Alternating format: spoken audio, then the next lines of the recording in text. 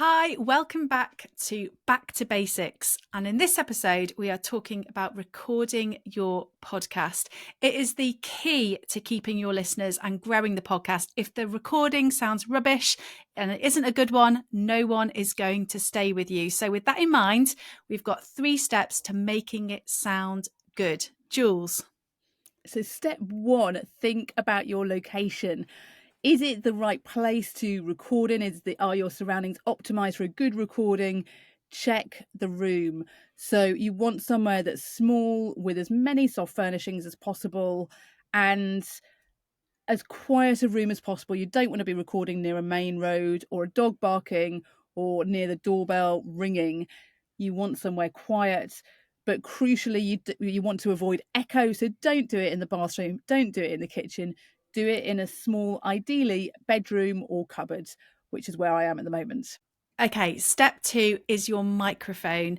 I cannot tell you how many times I've been sent recordings where the microphone has not been selected and it's so frustrating. So make sure your microphone is positioned to how it is meant to be recording. So on my microphone, I've got a blue dot, a blue light, and I can see it. I know that if I'm the wrong way round, I'm not going to see that. So just take lots of time to test your equipment, practice using it for the perfect placement of your microphone before you sit down and record with anyone. So just take lots of time to practice.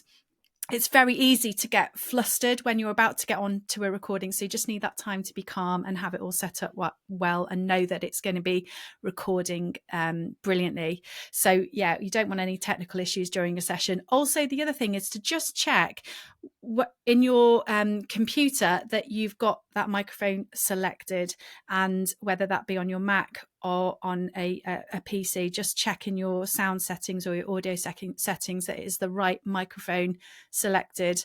And again, just give yourself plenty of time to do that. Another part of that is always wear your headphones. I know I kind of always have them on one ear and off the other because I can't stand that feeling of the two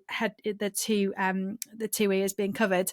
But if you're wearing your headphones, you will detect problems straight away, whether that be extra noises in the background, the dog barking, the door banging, whatever it is. If you've got your headphones on, you can detect it. The amount of people that sit down to a recording and then, set everything up and then take the headphones off. It's like, don't do that. Keep them on.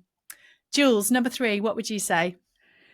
So for step 3, I would recommend having some scripted parts to your show.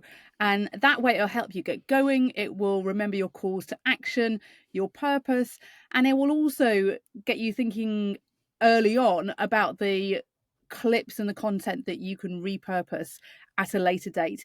If you're looking to freestyle it, it might work for you, but for most people it doesn't. You want to have something scripted, something to get started with. You can go off script once you've warmed up a bit, but it really helps you to get going. Brilliant. And to just summarize those 3 points, think about location for making a great recording. Are your surroundings good for getting that recording right?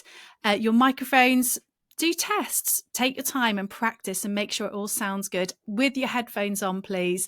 And number 3, have some parts scripted. I think this really, really helps you later on. And when we talk about streamlining the whole process of creating your podcast, if you've got something, typed up, you can just repurpose that, whether it be for marketing materials, show notes, whatever it is later on. So get into the habit of creating something and having some parts scripted. Thank you very much for listening. Please follow the podcast so you don't miss an episode.